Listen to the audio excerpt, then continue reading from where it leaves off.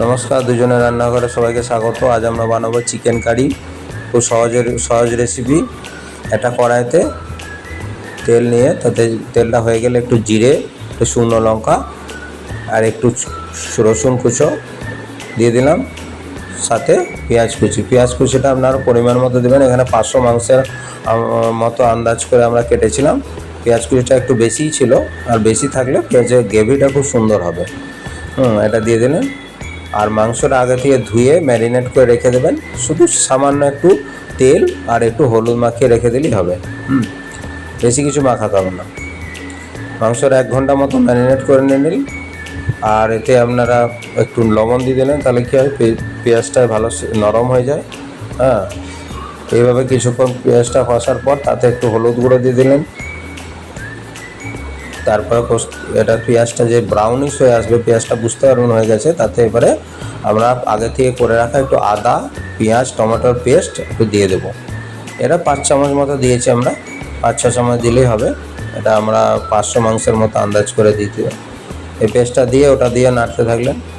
বেশ কিছুক্ষণ নাড়ার পর যখন ওটা হয়ে যাবে প্রায়, তখন আপনারা একটু ওতে মশলা, একটু জিরে গুঁড়ো, ধনে গুঁড়ো, কাশ্মীরি মির্চি, আপনারা ঝাল খেতে চাইলে এমনি লঙ্কা গুঁড়ো, আর একটু মিট মশলা দিতে পারেন।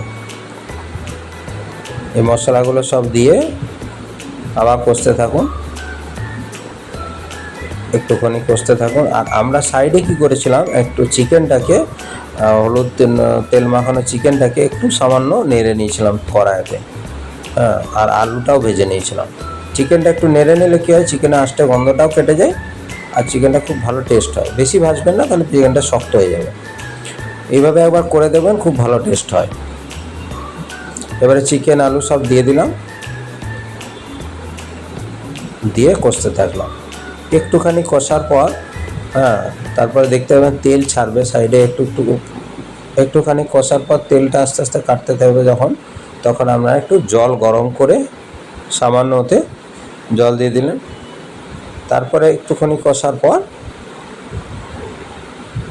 এই যে এরপরে একটু জল দিয়ে দিলে, তারপরে বেশ কিছুক্ষণ একটুখানি কষার পর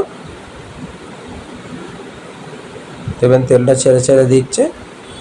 এরপরে আপনার পরিমাণ মতো জল দিয়ে দেবেন। যতটা জুস রাখতে চাইছেন তার থেকে একটু বেশি দেবেন, সামান্য একটু দিয়ে 15-20 মিনিট ঢাকা দিয়ে দেবেন। তারপরে কিছুক্ষণ পর খুলে 15-20 মিনিট পর ঢাকাটা খুলে দেবেন। খুব সুন্দর একটা গেট আপ চলে এসছে, চিকেনটাও সিদ্ধ হয়ে গেছে। এটা আপনারা চাইলে পোলাওয়ের সঙ্গে, ভাতের সঙ্গে, রুটির সঙ্গে খেতে পারেন। খুব সুন্দর টেস্ট হয়েছে। ভালো থাকবেন সবাই, আর এইভাবে একবার করে বানাবেন, দারুণ খেতে লাগবে। সবাই পাশে থাকবেন, চ্যানেলটিকে সবাই সাবস্ক্রাইব করে দেবেন। সবাইকে ধন্যবাদ।